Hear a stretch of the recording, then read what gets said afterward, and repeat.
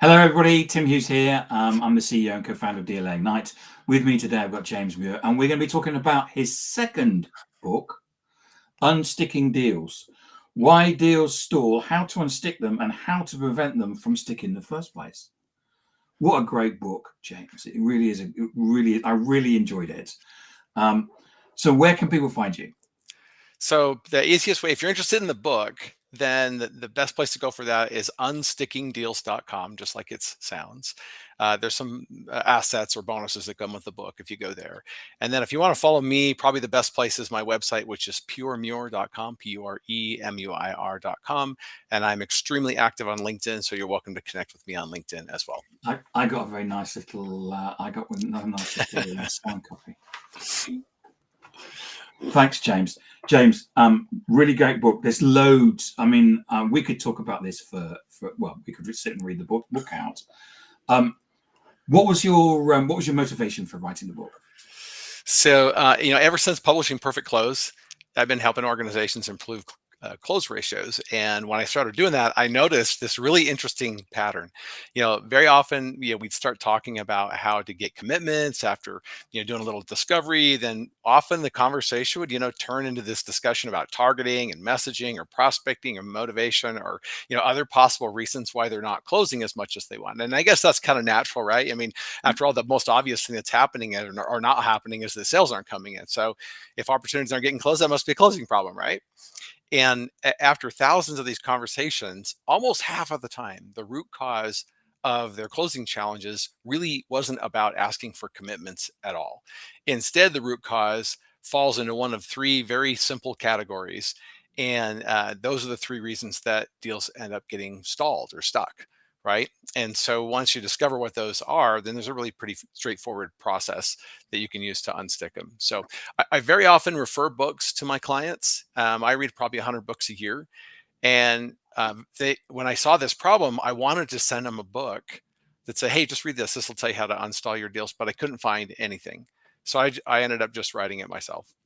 So there isn't. I'm not aware. I mean, I don't read that number of books, but I read a lot of books. I'll read about 40 in a year, and I've never come across a book like that talks you how to do this. So that there's two parts. One is about preventing deals from sticking, and the second part is about unsticking deals. So if we go to first and foremost, is preventing deals sticking. Let's talk about how we can actually prevent deals sticking. So some of the things you talk about is securing executive sponsorship. Yep. Yeah. I mean, the truth is, it's really far better to prevent your deal from sticking than to try to figure out how to unstick it after it's got installed. And I give 5 overlooked strategies that help you prevent your deal from ever stalling or sticking in the first place. And the one that you just mentioned is easily the most popular. It's securing executive sponsorship. And an executive sponsor is just a C-level executive of some type in the organization. And when you get to that person, what you're going to do is you're going to ask them if they'd be willing to be an executive sponsor. And when we do that, by the way, we're not asking them to do business with us. Yep. We're just trying to say, hey, will you help us along with the process? Because we know as we go through a process like this, people get busy with their daily workload. And so sometimes, things don't get done that need to get done. And it ends up preventing you from getting to your goal. And then we ask them to be an executive sponsor, and then they'll say, well, what does that mean? Or you'll say, let me tell you what that means. And then you'll provide to them, we give them a letter in the and you've got that in the book. That's right. And you can just hand that to them actually. And it says, hey, here's the things that we're looking for. And I'll just tell your audience real quickly. You're looking for access. That is, you want them to help you get to the right people. Priority, making sure that they're keeping this on point because it's a goal the company has. Making sure that you're getting interest in communicating back to the executive sponsor as you make progress. And that will help you. And then actually specifically ask them, hey, if we hit a log jam, we'd like to be able to come back to you and help you have us unstick it, and then getting clarity around certain goals. And if you do that, what will happen is you can literally, anytime you have any kind of challenge where your deal is stalling out, you can go back to this executive sponsor that you started with, and they will literally unstick it for you. And as you report what's happening with your executive sponsor, what will happen is you'll send an email and you'll tell them, hey, we just did this, yeah, right? You're communicating with them. Well, they end up, and I've heard this many times from clients as I've used this over the years. They go into their meeting informed and they say, hey, I understand that you guys just did this right now. And that sends a message to the whole rest of the team that this is a really important priority for the executive. And so you having that open communication channel with the C-level is hugely powerful. And we're literally, once you've established it, your deal will never stall because you can literally go back to that stakeholder and unstick it at leisure. I think it's a great way of enabling deals to stay unstuck because of the fact that you've got there, and if you talk to any C-level executive, it's not about will the deal work or what's the budget or anything like that. Is they know whether it's your solution or what they're buying, and that could be multiple people they're looking at, is strategically important for their organization. Yeah, I'll tell you something. They do it? Yeah, something that's funny about it is it'll totally differentiate you from your competitors because as Yeah. soon as you ask them to be a sponsor and then you show them this letter and say, "Hey, here's what that means," they're like, "Oh, wow, this is a professional that I'm working with here, right?" And I had a crazy experience one time. I showed this to us. I always have a folder that has these letters in it. They're not addressed to them by name. You just pull it out and you're just trying to get an understanding. Hey, do you agree to this? Because I'm trying to help your people out and you.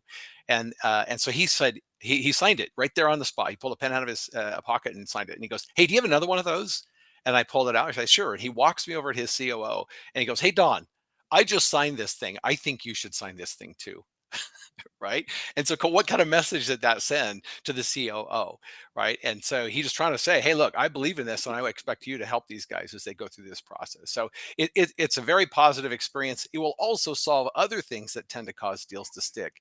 One of which is getting to the right stakeholders, figuring out which stakeholder is the one you need to talk to and getting access to them. If you started with the C-level executive with your sponsor letter, they will sponsor you into whatever position that you need going forward. And so again, it prevents another common reason why deals stall. So one of the ones that you have to prevent deals stalling is create a mutual action plan. This is different from that, isn't it? It is. It is. So mutual action plans are like little project plans for the client achieving their goal, right? And you may have seen these, but the classic mistake that salespeople make is they think that the client's goal is to buy their product. Yes. And that is not the goal. The goal is for them to achieve the result that their solution generates.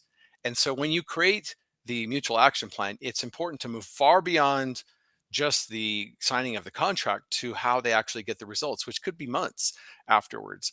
But when you create the plan, if you leave that part out, you're leaving out the part the customer thinks is relevant, right? They're only buying your solution because it's a means to an end. Because the classic thing is you create this closing plan, which ends at customer signs.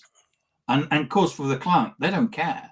But I've talked to salespeople about that, and they say, well, I don't know what happens after the customer signs. Oh, okay. So maybe we need to step back a bit and say part of your job as a sales professional is to master the domain that you're selling into, meaning you should know all about the industry. You should be able to help them as a consultant improve things that maybe have nothing to do with your product.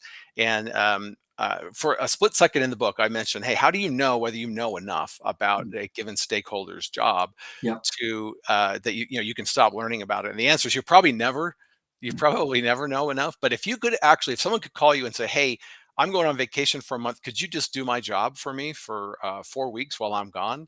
If you can say yes to that, then you know enough. Okay. So in other words, you're going to be doing it for a long time.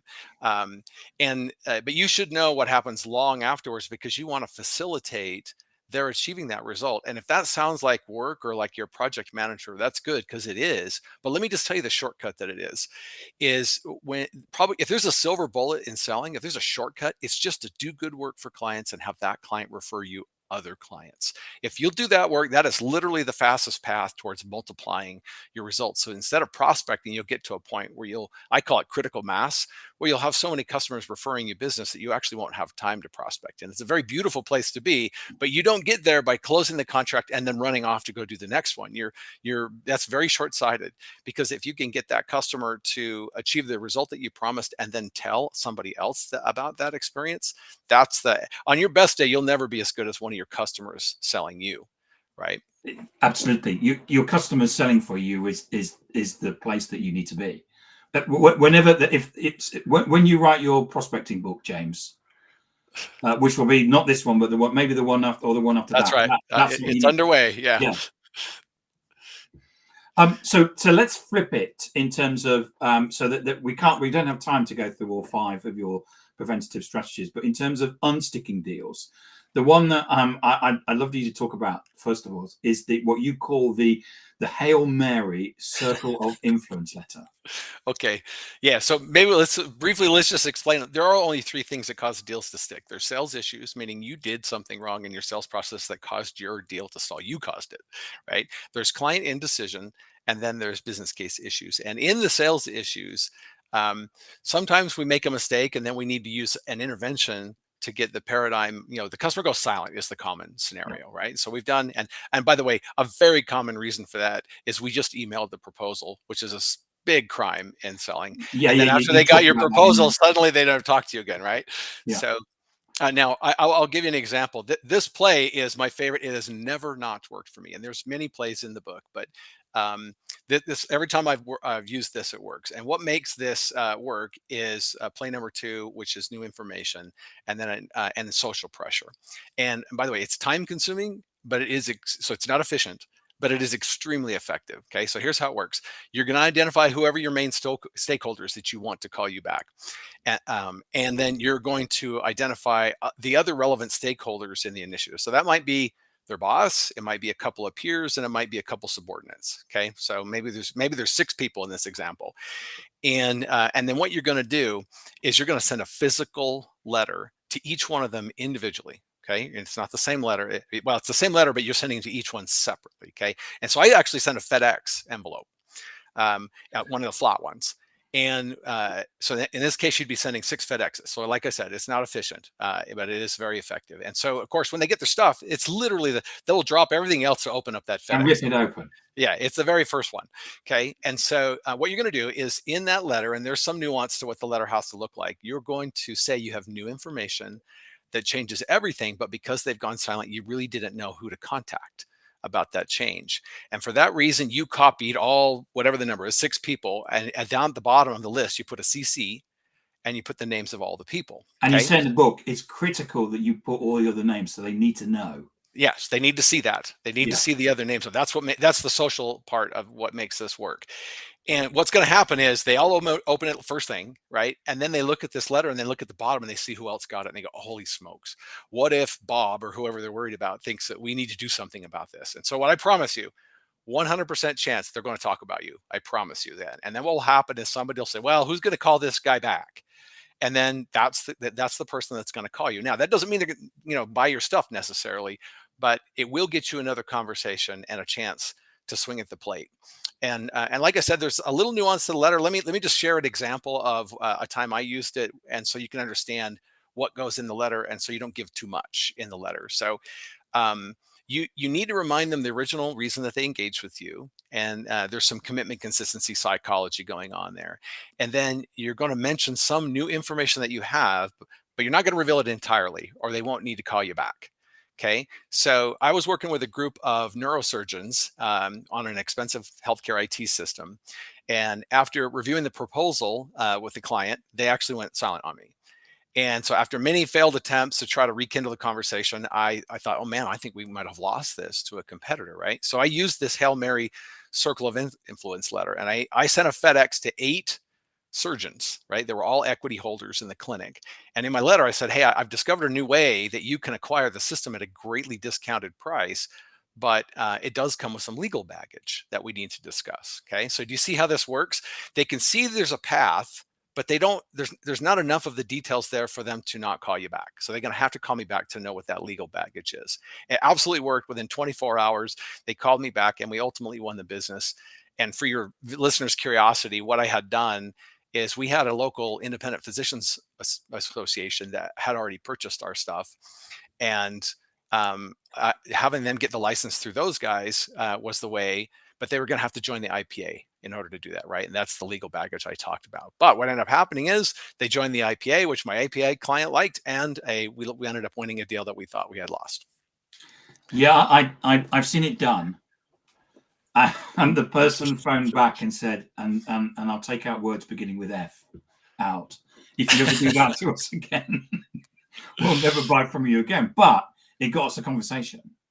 And Yeah. at the end of the day, a win's a win. Absolutely. So again, you're just being of service to them. You don't. It's not a manipulation technique. I had no way of really telling them this, and so I just wanted to have a conversation so I could explain it to them. When you send it via email, in fact, let me just say this. Sometimes people will try what I just described, but they'll use an email to do it instead. It doesn't work. If you copy everybody on the same email, what happens is one of the people replies, "Hey, we're not interested," and then boom, you're dead. There is a way to kind of apply it. You would send 8 separate emails, and then the body of the email, you would mention that you had sent it to everybody else because you didn't know who to send it to. So that works a little bit better, but it's nowhere near as effective as the paper letter, the physical letter. It just ends up getting opened and everybody looks at it. And like I said, it's never not worked for me. They always call you back. And the fourth one you talk about is a disengage message. And I know in the sales methodology Sandler, there's or one of the reasons I was told that Sandler was really good was because they had this disengage message. Do you want to talk us about that? Sure. So let's make sure that you understand what this type of disengaged message is. So some people, yeah, they prospect, and when the prospect doesn't reply to them, they send these disengaged message out, said, "Hey, did you get eaten by a hippo?" or something like that. And that is not a disengaged message because it's not really for unsticking a deal. That's not what that is, because you don't have a deal. If you've never talked to the customer, you It's don't usually have it. sent to me by spammers because Yes. the idea is either to get sympathy or to make you laugh, and you go, well, I might as well respond to the spammer. Yeah, and let me tell you why that doesn't work, because they have no vesting in you anyway. Mm. And so you sending, "Oh, I'm going to take it away." Well, you haven't given them anything. And so that's not what this is. What this is if you've already had a conversation, you went through, and then somehow in the middle of the process, it got stuck, right? And they're not responding anymore. So I, um, I prefer to leave the door open just a little bit, right? So, um, if you can't make progress, then what you're going to do is you're just going to, in order to protect your precious time, you're going to send them one of these messages. And unfortunately, sometimes people have to get right up to the brink where they're going to lose something before they reply to you. So, but decide before you send it whether or not you're really walking away for good or not, right? Either way, you're either protecting your time or you're restarting your deal. And as professionals, all we have is our time, right? We convert time to money. So it's important that we're investing our time in opportunities that can actually close. So as you craft the disengage message, just consider whether or not you're walking away permanently. I don't do that. I prefer to leave the door open just a little bit. So when I respectfully decline, I suggest some possible ways to reconnect sometime in the future. And what that does is it gives an opportunity for either of us to re-engage if something changes for some reason, either on my side or their side. And so to be honest, my walkaway emails tend to be very tailored, because they're relying on experiences that I've already had with the customer, and those need to work their way into the letter. But I did my best to try to create a template. So let me go through that. There's basically 10 components to the template. So you let them know, "Hey, I've enjoyed working with your team." You're going to report any progress that you've accomplished together. You're going to keep it positive by suggesting that all those challenges and initiatives are exciting. It's been a long time since we've had any correspondence, and that my experience is that any kind of a long silence either means you've got bad news or something has changed on your side. You're going to give them some sympathy for them being busy, because that gives them an out just in case that was the issue, right? They couldn't get to you because they had some other stuff that was happening. And then, but I say, "Hey, for now, I'm going to close your file. But if you want some help achieving these goals again, I'm happy to help. You can we can leverage any past progress that we've made up to this point. And here's my contact details." And you can usually just leave that in your SIG. So if you do that, then what will happen is we left the door open for them to walk back through it. And what can happen is their priorities, maybe their house is on fire right now. Yeah. Maybe they still want to do what you want to do, Mm. but right now they got to put the fire out first. And so if their priorities have changed, you don't want to totally lose your opportunity because of that. So this gives them a chance to walk through it, if that's something that they want to do when they're ready. The mistake that I see people make on this is I see people write these emails with a sort of an accusatory or a disappointed tone. "Hey, don't do that.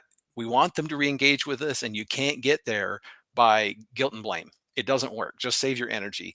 And it needs to be kind of emotionally, positive or neutral. It's not like a high school breakup. You're a professional here. Okay. So you don't want to express any blame or criticism or disappointment. What you want to do is show empathy. Say, wow, you must be really overloaded right now. But if you do that, then you're telling them respectfully, hey, I'm really going to place your opportunity on a lower priority right now.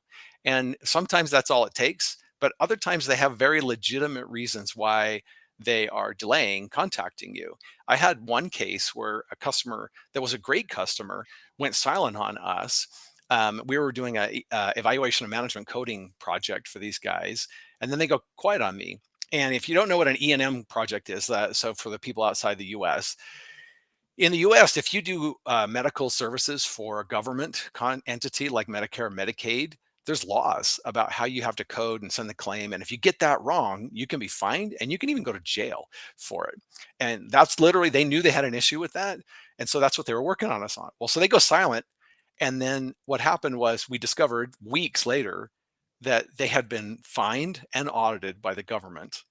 And of course, during that period of time, they were so embarrassed, they did not want to have a conversation with us. But later, when we got re-engaged with them, it was an easy sell, right? Because we didn't have to convince them that there was risk because they'd already been penalized by it.